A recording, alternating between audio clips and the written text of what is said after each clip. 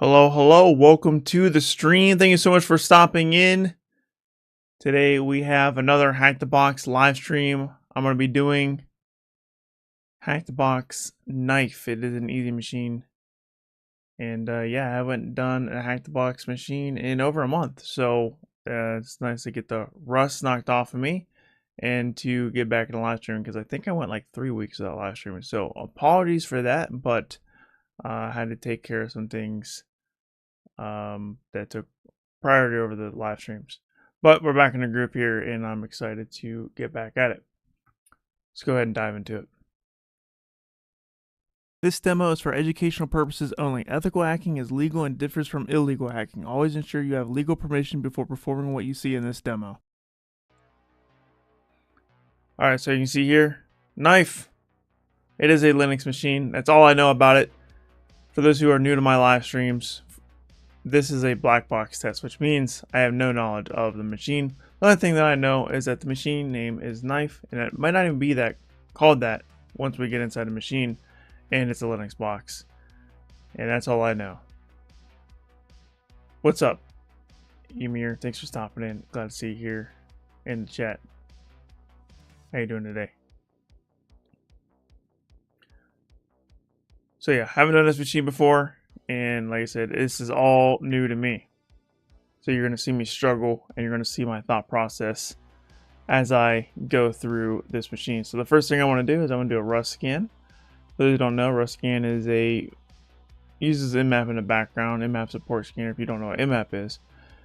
And it's pretty much a fast Nmap is what it is. It's the best way to describe it. So we'll do rust scan -a IP address -r, which stands for range, and then we're scanning all ports, so 1 through 65,535. And you can see we already got 2 ports open. We got 22 and 80, and that was so fast. We're already done. Let's go ahead and run that one more time to confirm those results, because sometimes rust scan is so fast that it misses ports. And I also want to make sure that I'm streaming on LinkedIn. Am I streaming on LinkedIn?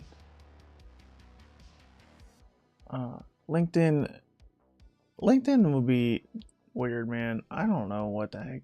It's so hard to stream on LinkedIn. LinkedIn, they don't really know how to do it. I gotta delete this post.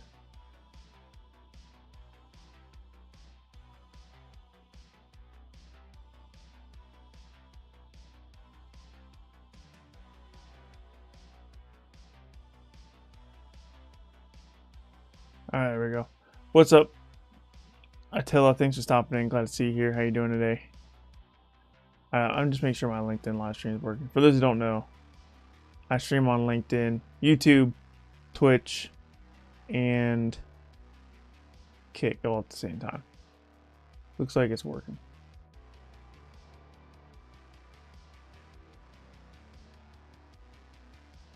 Looks like it's working here.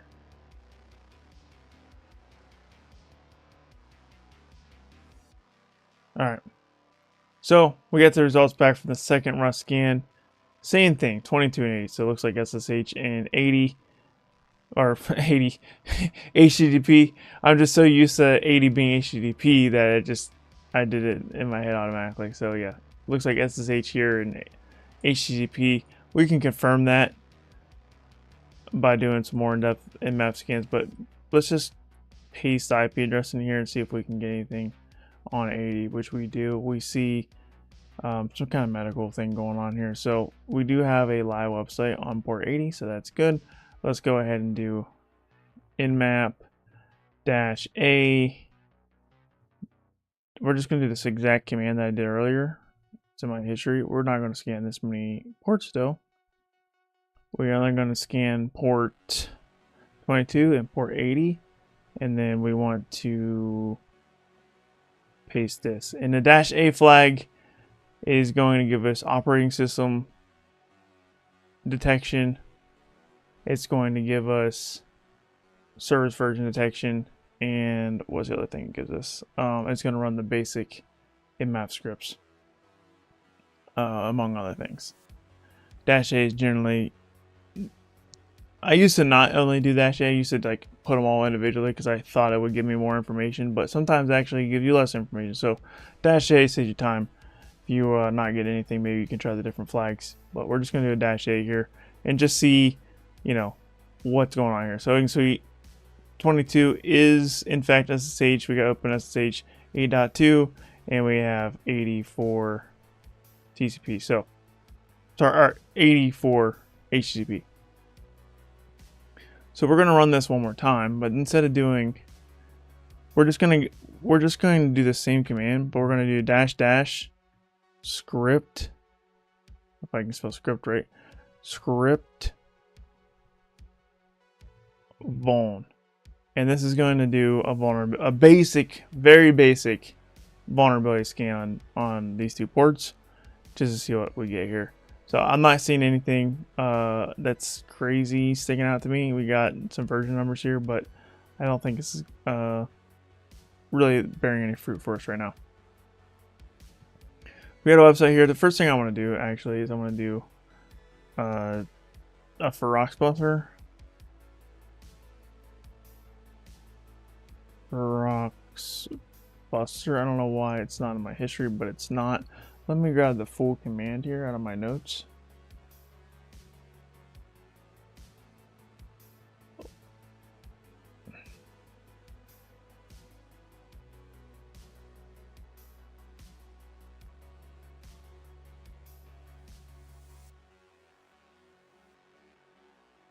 So we're going to do this.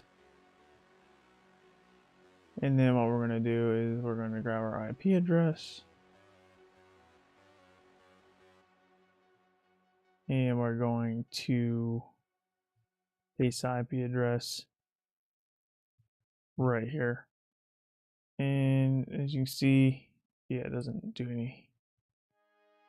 Alright, so all I'm doing here is feroxbuster-URL, and this is the URL. So http:// IP address -w stands for wordless. I have my custom wordless as ultimate.txt.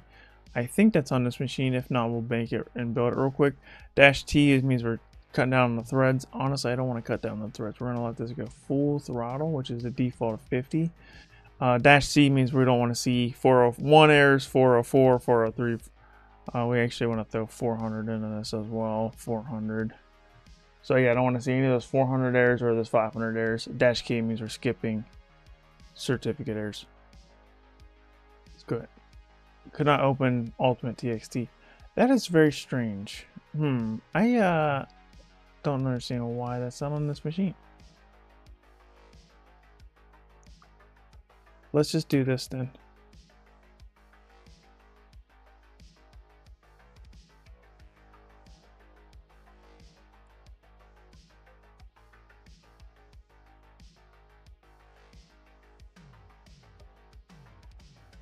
I don't know what I did to my machine to break it, but that word list was definitely on this machine before. I don't know why it's not here now. It's a little strange. We'll just do this word list. This one's built into Kali Linux. And you guys can kind of understand what exactly I'm doing here because, like I said, that ultimate.txt is a custom word list. And all that is for that custom word list is just a combination of several word lists. So I'm just going to run these combination of word lists individually to see if we find anything. I am new here. Can I know how much experience do you have in this field, and did Hack the Box make you a professional? Yeah, welcome to the stream. Thanks for stopping in, and hopefully I can help you out here. So, how much experience do I have in this field? So I'll have 7 years experience next week in cybersecurity. Now, in pentesting, I have a year of paid pentesting experience with a 4-month internship. So over a year of pentesting experience on the job, working on real world networks and web apps. But I've been doing hacking and penetration testing far before then. My hacking journey probably started about 4 years ago or so. I would say, yeah, 4 years ago. So I've been doing Hack the Box and Try Hack Me for a long time. Like I said, probably about 4 years. And it's been quite the journey. So overall, paid professional experience over a year for pen testing. For cybersecurity altogether, 7 years. For hacking, like unpaid stuff, if you want to count all my unpaid work I've done and all the learning I've done, then you could say 4 years of being a hacker. I got OSCP certified in 2023, so 2 years ago I got OSCP certified. And before that I had some other pen testing certs like the EJPT, and I did a lot of try hacking and stuff before that, and Hack the Box. And then the second part of your question, did Hack the Box make me a professional? Yeah, it's part of it. It's not all of it. It's just a part of the puzzle, right? I would say what made me a professional was my real world experience in cyber defense operations, being a system administrator, and all my certifications. I have 17 of them. If you want to see all the certifications, you can check the description. But I got 17 certifications, so that helped out a lot as well. Try Hack Me helped me out tremendously, and Hack the Box helped me out tremendously. I would say the biggest needle mover for me was definitely my certifications. Oh, and I have 2 degrees. I have a bachelor's and a master's degree in cybersecurity management and policy. So you add all that into one, like, it's not one thing that made me a professional. It's all of it combined is what made me a professional. Hack the Box is just a piece of the puzzle. It helps tremendously, but it doesn't cover everything. Okay. But it definitely certainly helps, especially with your hands-on technical skills. It's, in my opinion, a crucial piece to keeping the rust off my skills, and that's why I continuously come back here and try Hack Me. I feel bad for going a month without doing a Hack the Box. I said try Hack Me. I meant to say Hack the Box. A Hack the Box machine. All right, so we're not getting anything. We're not getting anything on Ferox Poster so far on this word list, so we're gonna try another word list. What's up, Death Bestower X? Thanks for stopping in. Glad to see you here. How are you doing today? Hello, friend. I hope you are doing well. Last time we spoke, you were quite ill. Yeah, man. Sometimes I get on the stream and I'm sick. I don't let sickness stop the stream. But I'm doing better now. Yeah, I probably get sick twice a year, I would say. I think you just caught me at a bad time, I suppose. What's up, Crit YK? Hope I'm saying your name right. Thanks for stopping in. Glad to see you here. What's up, Arno Anonymous? Thanks for stopping in. Appreciate you guys returning back to the stream. All right, so we don't have anything. We don't have anything from this word list, so we're gonna have to do something else here. So what I'm going to do is I'm going to do. What word list do I want to do? Let's do word list. Let's do sec list / fuzzing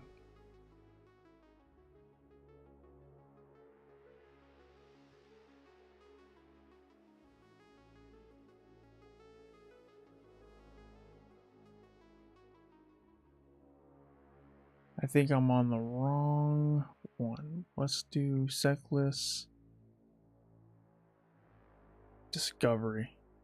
It's in the discovery directory, and it's in web content, and it's in it's raft.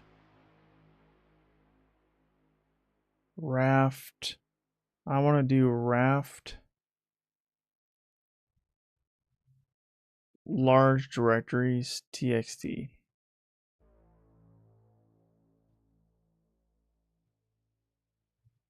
And let's see if that gives us any hits. Yeah, you're doing clickjacking for the first time, and I believe you said you had COVID. Yeah, I definitely streamed when I had COVID.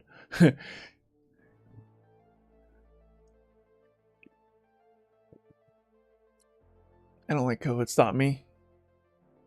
Can't stop the grind. That's another reason why I became a professional, because I do the work even when I don't feel like it, when conditions aren't 100% perfect. that's what helped me out a lot. That's why I always advocate for staying disciplined and doing the work even though you don't feel like it. Like, don't get me wrong, hacking and cybersecurity is fun, but it isn't fun every day, guys. All right. I like to make the comparison, like, for those who've been in relationships, like, you understand, like, if you've been in a serious long-term relationship, like, it's cool and fun at the beginning, but then, like, once it goes for a while, like, it starts to get stale, right? Like, your career works exactly that same way, and you're gonna have ups and downs. And that's just part of the process, in my opinion. And that's why so many people experience burnout, because, you know, I think it's unrealistic to say, oh yeah, I can have fun hacking every single day. For me, I mean, I would say more times than not I'm having fun, but some days I'm not. What's up, gnarly dog treats? That's a gnarly username. Alright, that's enough for today. That's the last pun for this stream. Any of the certs on horizon? Yeah, I took a break from cert studies for a minute. I had to finish up my master's degree, and I was traveling for work and just trying to do the content, and I took a little bit of a break. I started playing some video games, and so I took a break from the cert studies a little bit. But what I'm working on right now, there's two of them actually. They're both TCM security certifications. The P, oh god, what is the acronym again? There's so many acronyms. Practical IoT Pentest Associate, the PIPA, P-I-P-A, Practical IoT Pentest Associate. So I got to get that one done. I just finished my first IoT pentest in the real world last week, actually. Well, actually today. I did the test last week. I wrote the report today. So that was cool. That was a neat learning experience. And that's another reason why I took a break from like the cert studies, because I'm doing this stuff in the real world, guys, now. Like, it's easy to grind for certs when you don't work full time as a pen tester, but then when you work full time as a pen tester, like, the last thing you want to do after work is keep hacking. That's hard to do. But the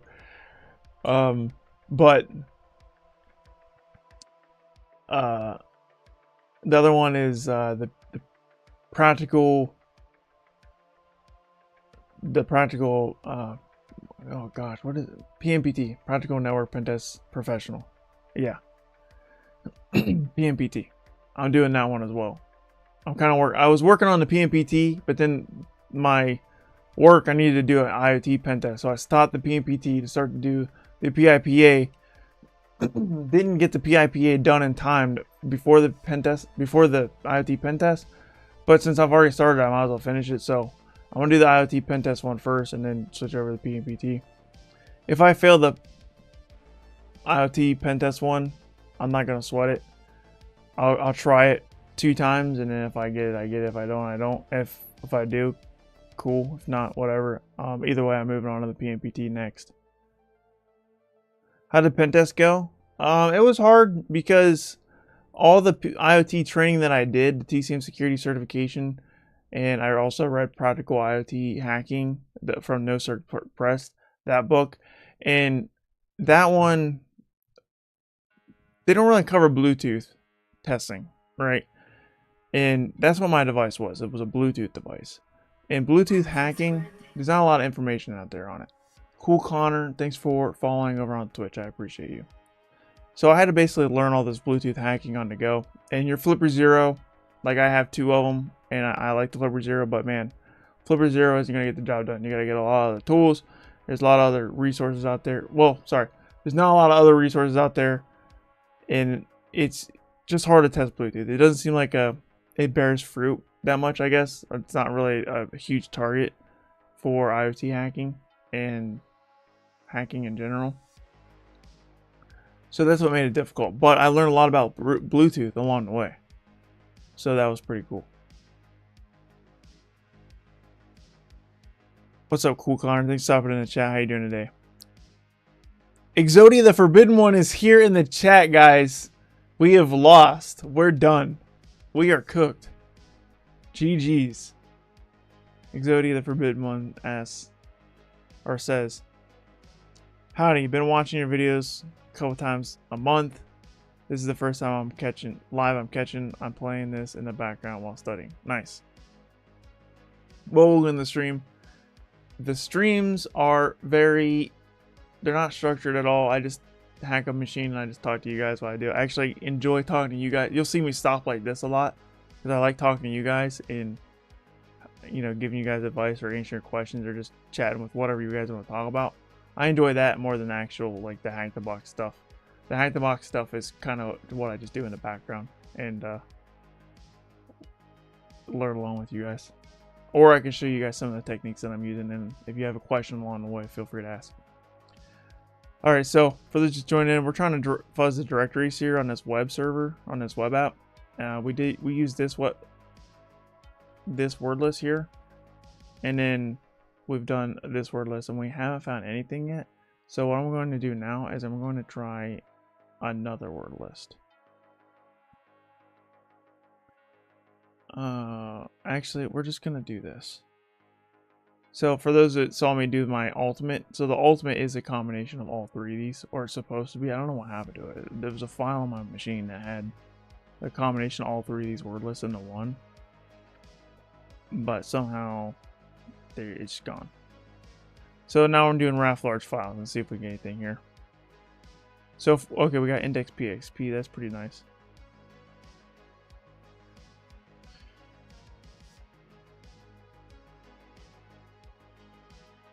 Zork necrophades here. I don't know what that means. Is that a Yu-Gi-Oh reference? Dude, I didn't play Yu-Gi-Oh past like the first couple seasons, I guess. I don't know what they call them. It's been a while. I think the last time I played Yu-Gi-Oh was like 2011, guys. Maybe 2012. Okay, so we only got index PHP, so I mean, if we just do / index PHP, it's probably gonna take us the same place. But it's worth trying. Yeah, same place. Okay, cool. So let's go ahead and right click view page source. Let's just see if we can find anything cool in the source code here. Emergent medical idea. This is styling, Windows script.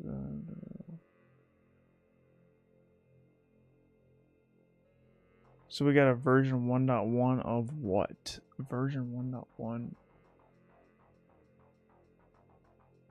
of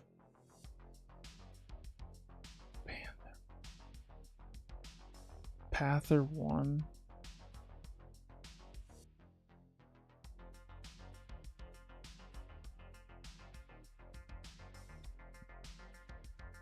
It's a Yu-Gi-Oh reference. That's what I figured.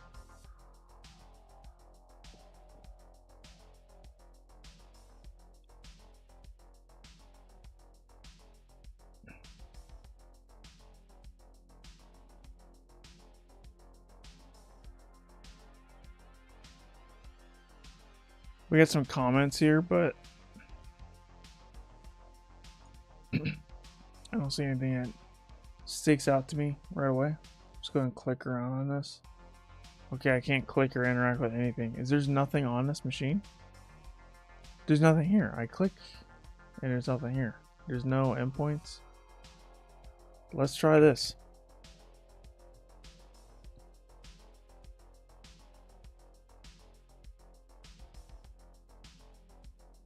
Let's get rid of all the 400 and 500 errors and see if we just get any kind of anything. We'll try this one more time here.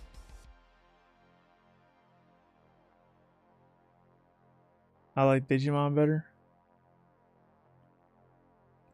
Someone's gonna come in the chat. I like Pokemon more. I was a Yu-Gi-Oh guy myself when I was a kid.